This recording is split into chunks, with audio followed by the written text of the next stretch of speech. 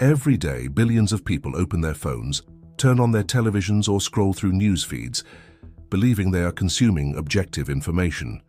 But the history of media tells a different story. From the early newspapers of the 20th century to the algorithms that govern our feeds today, media has always been more than just a messenger of truth. These are the hidden chapters of information control, a chronology of how power, politics, and profit transformed news from a public service into a weapon of influence. When only a handful of corporations own the majority of our information sources, we must ask ourselves who really owns the truth. This is the story of how media became the most powerful tool of control in human history. At the turn of the 20th century, print media dominated the information landscape. Newspapers were not simply sources of news, they were instruments of political power, wielded by magnates who understood that controlling information meant controlling public opinion. William Randolph Hearst stands as perhaps the most influential example of this era. His newspaper empire stretched across America, reaching millions of readers daily. Hearst pioneered what became known as yellow journalism, a style of reporting that prioritized sensationalism over accuracy, emotion over fact. Headlines were crafted not to inform but to provoke. Stories were designed not to educate, but to sell papers and shape political outcomes. The most notorious example came in 1898 during tensions between the United States and Spain over Cuba. Hearst's newspapers published inflammatory stories about Spanish atrocities, many exaggerated or entirely fabricated.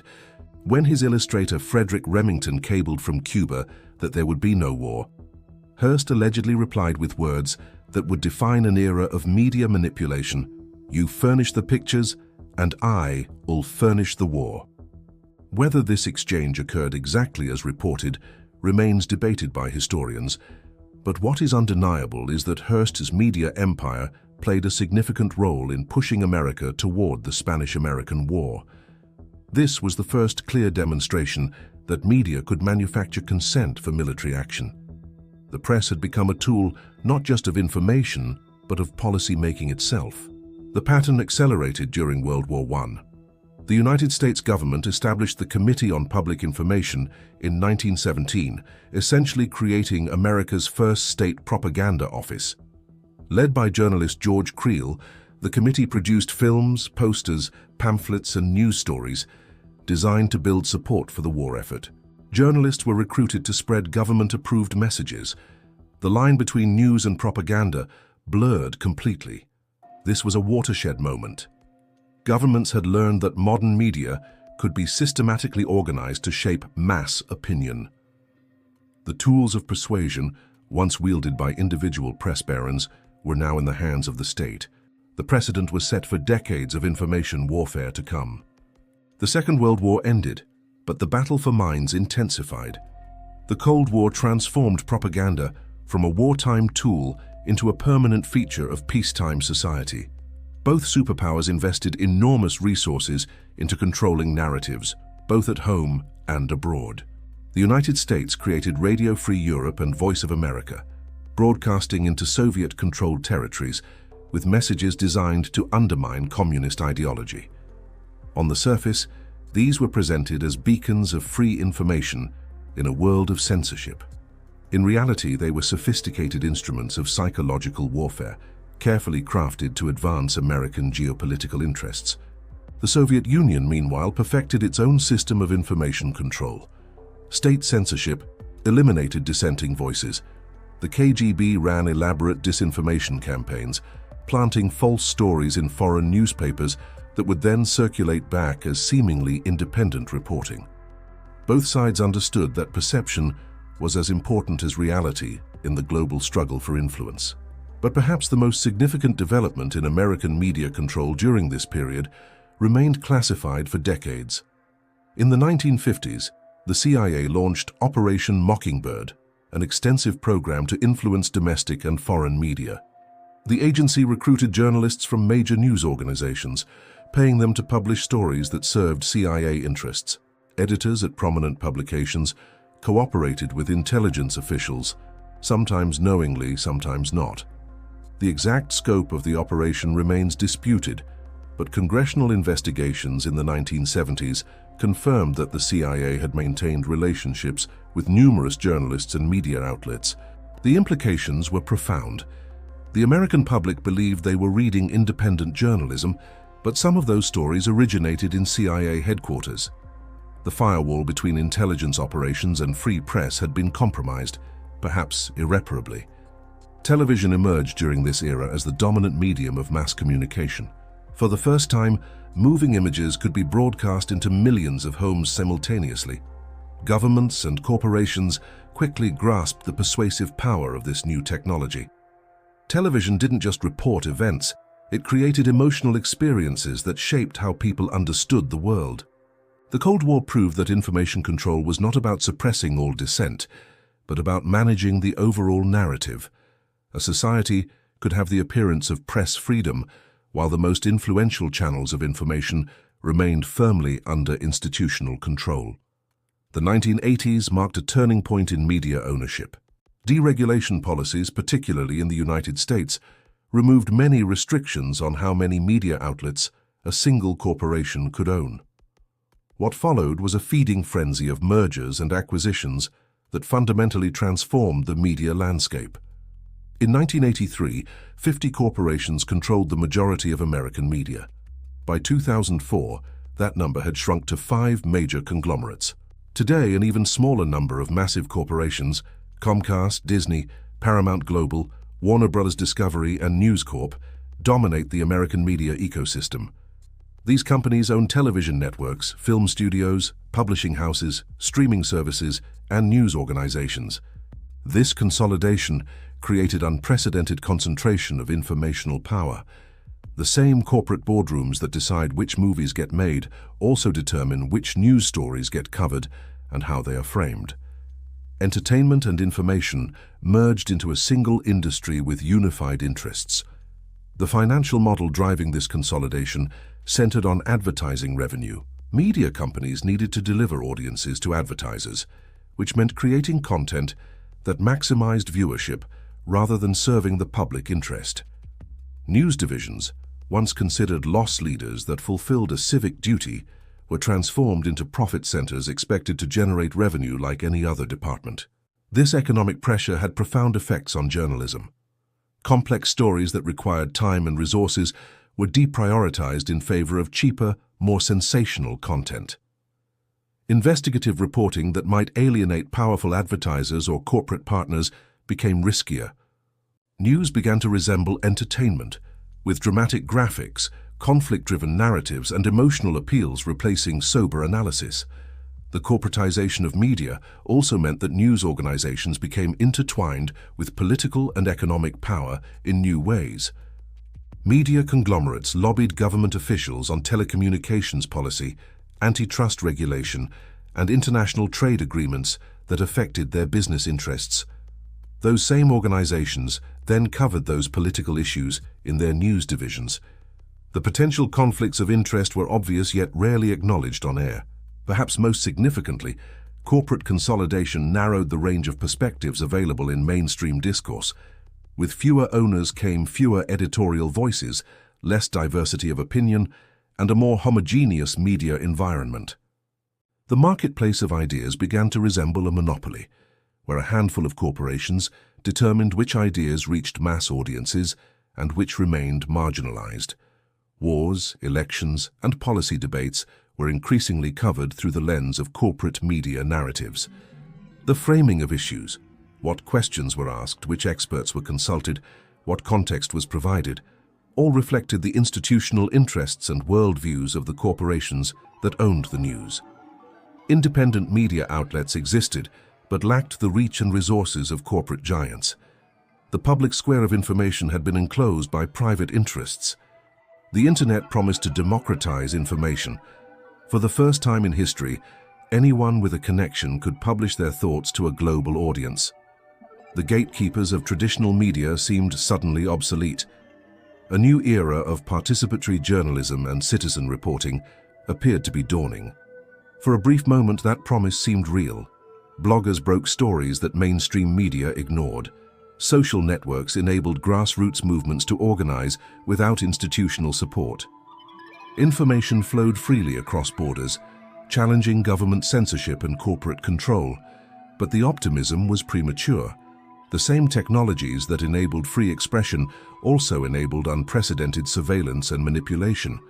Social media platforms, which presented themselves as neutral facilitators of communication, were actually sophisticated attention-harvesting machines built on algorithmic manipulation. Facebook, Twitter, YouTube, and other platforms used artificial intelligence to analyze user behavior and predict what content would maximize engagement. The goal was not to inform users or elevate quality discourse, but to keep people scrolling, clicking, and sharing as long as possible. More engagement meant more advertising revenue. The algorithms learned that emotional content performed best. Outrage, fear, and tribal identity drove more clicks than nuanced analysis. So the algorithms prioritized exactly that content, systematically amplifying the most divisive and emotionally charged material while suppressing more balanced perspectives. Users found themselves in echo chambers, seeing primarily content that confirmed their existing beliefs and inflamed their passions. This was not a bug, it was the business model. Social media companies had discovered that polarization was profitable. By fragmenting audiences into separate realities, each convinced of their own righteousness and the villainy of others, platforms maximized engagement and advertising revenue. The Cambridge Analytica scandal revealed how this system could be weaponized for political purposes.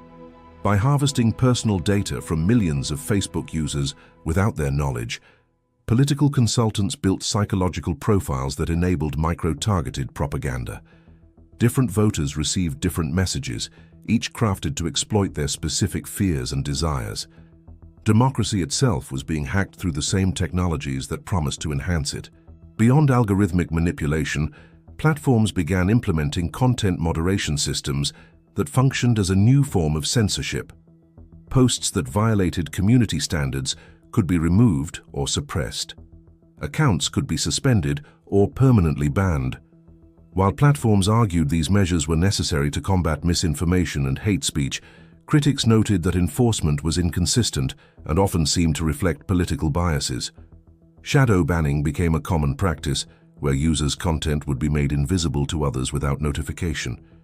Demonetization policies on YouTube allowed the platform to punish creators by removing their income without actually deleting their content. These techniques allowed platforms to control discourse while maintaining the appearance of supporting free expression. The digital revolution had not freed information, it had simply changed who controlled it. Instead of corporate media executives and government officials, the new gatekeepers were algorithm designers and platform moderators, most of whom operated with even less transparency and accountability than their predecessors. We had built the most sophisticated information distribution system in human history, and immediately turned it into an engine of manipulation and division. In the contemporary era, censorship has evolved beyond crude suppression. Governments and corporations have learned that outright banning of information is often counterproductive.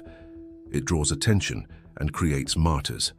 Modern information control is more subtle, more sophisticated, and more effective. The preferred method is not to silence dissenting voices, but to marginalize them. This is accomplished through a combination of platform policies, algorithmic suppression, and the weaponization of terms like misinformation and disinformation. By labeling certain claims as false or misleading, powerful institutions can discredit information without engaging with its substance. The fact-checking industry emerged as a key component of this system. While presented as neutral arbiters of truth, fact-checkers often reflected the biases and assumptions of mainstream institutions. Complex issues with legitimate debate were frequently reduced to simplistic true or false ratings. The effect was to create an illusion of objective truth in situations where multiple perspectives had merit. Major platforms partnered with fact-checkers to label or suppress content deemed misleading. But who determined what counted as misinformation? Often it was the same institutions that had lied to the public in the past about weapons of mass destruction, domestic surveillance, corporate malfeasance, and countless other issues. The irony was rarely acknowledged. Independent journalists who challenged official narratives found themselves systematically deplatformed. Their social media accounts were suspended, their videos demonetized, their websites removed from search results. This happened to journalists across the political spectrum who investigated powerful institutions, whether government agencies, pharmaceutical companies, or technology platforms themselves. The case of Julian Assange and WikiLeaks exemplified the dangers of challenging information control systems. WikiLeaks published classified documents that revealed war crimes, diplomatic deceptions, and corporate corruption. Rather than addressing the substance of these revelations, governments and media outlets focused on attacking Assange personally and characterizing the leaks as threats to national security. Major platforms banned WikiLeaks accounts. Financial companies blocked donations to the organization. Assange himself faced prosecution and lengthy imprisonment, sending a clear message to other potential whistleblowers. Edward Snowden's revelations about mass surveillance programs operated by the NSA and other intelligence agencies produced a similar pattern. The documents proved that governments were conducting warrantless surveillance on millions of citizens, directly contradicting official denials. Yet the public debate focused less on the surveillance programs themselves and more on whether Snowden was a hero or traitor. Meanwhile, most of the surveillance programs he exposed continued operating with minimal reform. The COVID-19 pandemic accelerated many of these trends. Platforms implemented aggressive content moderation policies targeting health misinformation. While some removed content was genuinely dangerous, platforms also suppressed legitimate scientific debate about virus origins, treatment options, and policy responses.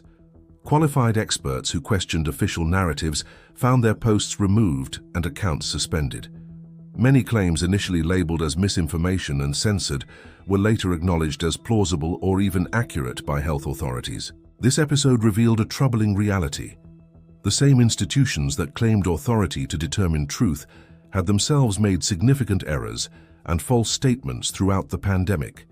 Yet they retained the power to silence critics while facing no accountability for their own misinformation.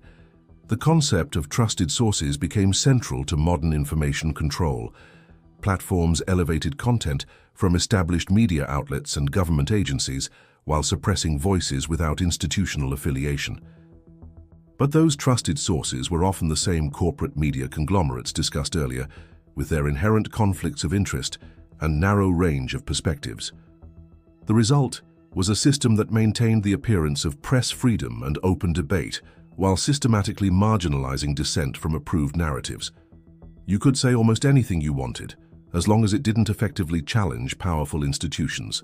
The most successful form of censorship was making alternative perspectives invisible to most people, while allowing them to exist in marginalized corners of the internet, where they could be dismissed as conspiracy theories or extremism. We have arrived at a moment when the concept of truth itself has become contested terrain. Not because truth doesn't exist, but because every powerful institution claims to possess it while accusing opponents of spreading falsehoods. Truth has become a product, packaged and marketed by competing interests. Governments claim they are protecting citizens from dangerous misinformation. Corporations claim they are defending community standards and user safety. Media organizations claim they are practicing responsible journalism. Technology platforms claim they are fostering healthy online ecosystems. Each justifies its control over information as necessary and beneficial. But citizens increasingly sense that something is wrong. Trust in media institutions has collapsed to historic lows. Surveys consistently show that majorities in many countries believe their news media is biased and unreliable. This crisis of confidence is not without reason. The institutions asking for trust have repeatedly broken it. The alternative media ecosystem that has emerged in response is equally problematic. Freed from institutional constraints, independent creators often prioritize engagement over accuracy, sensationalism over substance. Conspiracy theories flourish in this environment, offering simple explanations for complex problems and villains to blame for every grievance. The fragmentation of information has created a society where people inhabit different realities. They consume different news, accept different facts, and operate from fundamentally incompatible understandings of the world. This makes democratic deliberation nearly impossible. How can citizens debate policy when they cannot agree on basic facts? Some argue this chaos is preferable to the old system, where a few gatekeepers controlled information. At least now, diverse voices can be heard, even if the discourse is messy. Others warn that this fragmentation is unsustainable, that democracy cannot function when citizens live in separate realities, and that some form of information authority is necessary for social cohesion. Both perspectives miss the deeper problem. The issue is not whether information should be controlled or free, but who has the power to control it and how that power is exercised. Throughout history, those with power over information have consistently abused it to serve their own interests while claiming to serve the public good. The digital age has not resolved this dilemma. It has amplified it. The tools of information control are more powerful than ever, the concentration of power more extreme, and the manipulation more sophisticated. Yet these same technologies could, in theory, enable genuine transparency and accountability if designed with different incentives. Author and media theorist Neil Postman warned decades ago that we were not facing an Orwellian future where information is banned, but a Huxleyan one where we would be drowned in so much information that truth would become invisible in the noise. We don't need to burn books anymore when we can simply flood the zone with content until people stop looking for truth altogether. The question facing our generation is whether we can build information systems that serve human flourishing rather than institutional power. Can we create media that informs rather than manipulates, that challenges rather than comforts, that seeks truth rather than profit? Or are we doomed to perpetual information warfare, where every fact is contested and every narrative is suspect? The answer will determine not just the future of media, but the future of democracy itself. The history of media control is not a story with a satisfying resolution. It is an ongoing struggle between those who seek to control information and those who seek to liberate it. The tools change, the techniques evolve, but the fundamental dynamic remains constant. We live in an age of information abundance but knowledge scarcity. We have access to more data than any generation in history, yet feel less certain about what is true. The platforms and institutions that promise to guide us through this confusion are often the ones creating it, profiting from our confusion and division. But awareness is the first step toward resistance. Understanding how information control works makes us less susceptible to its effects. Recognizing that every source has biases and interests allows us to consume media more critically. Seeking out diverse perspectives and uncomfortable truths inoculates us against manipulation. The battle for truth is not won through perfect information systems or benevolent gatekeepers. It is won through the daily practice of critical thinking, intellectual humility, and the courage to question everything, especially what we want to believe. These have been the hidden chapters of media control. The story they tell is uncomfortable but necessary. If you have watched this far, you are already doing something most people don't. You are questioning the narratives you're given. That questioning is dangerous to those who benefit from your ignorance. Don't stop questioning. Don't stop searching. Don't accept comfortable lies when uncomfortable truths are available. The future of information, and perhaps civilization itself, depends on people willing to think independently in an age designed to prevent exactly that.